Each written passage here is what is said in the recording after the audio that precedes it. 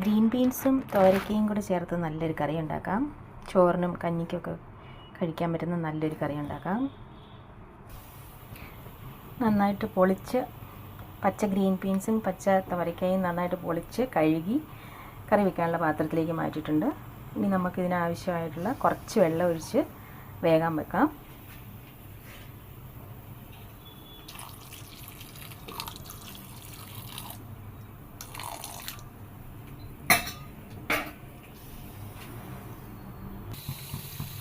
Green ബീൻസും തോരക്കയും കൂടെ തിളച്ച് വന്നിട്ടുണ്ട്. ഇപ്പോൾ നമുക്ക് ഇതിലേക്ക് ആവശ്യമായിട്ടുള്ള ഉപ്പ് ചേർത്ത് കൊടുക്കാം.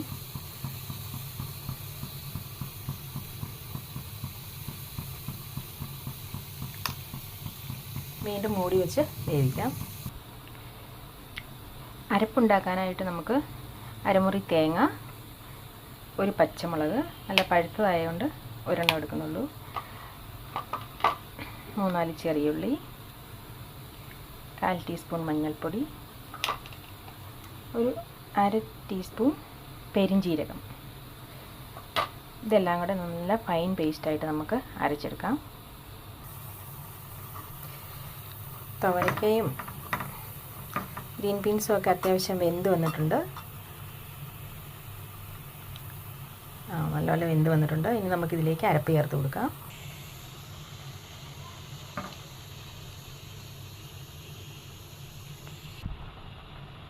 മിക്സിയുടെ ജാറിലേക്ക് ഇച്ചിരി വെള്ളം ഒഴിച്ച് കൊടുത്ത് ആ മിക്സിയുടെ ജാറും കൂടെ നന്നായിട്ട് കഴുകി നമുക്കിതിലേക്ക് ചേർത്ത് കൊടുക്കാം.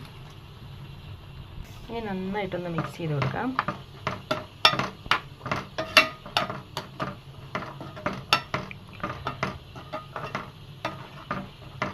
അരപ്പിനകത്ത് കിടന്ന് ഇച്ചിരി നേരം ഒന്ന് ചെറിയ തീയിൽ നമുക്കൊന്ന് വേവിച്ചെടുക്കാം. കറി നല്ല കുറുകി വന്നിട്ടുണ്ട്.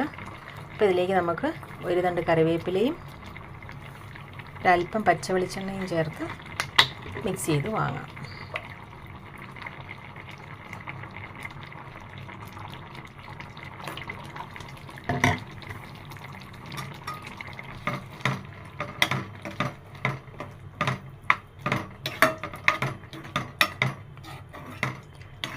ചോറിൻ്റെ കൂടെയും കഞ്ഞിയുടെയൊക്കെ കൂടെ കഴിക്കാൻ നല്ലൊരു കറിയാണ്. എല്ലാവരും ട്രൈ ചെയ്ത് നോക്കൂ. ഗ്രീൻ ബീൻസും തോരക്കായും ഒക്കെ ഇപ്പോൾ അതിൻ്റെയൊക്കെ സീസണാണല്ലോ. എല്ലാവരും ട്രൈ ചെയ്ത് നോക്കൂ. വീഡിയോ ഇഷ്ടമായാൽ like, share, subscribe. Thank you. Please support.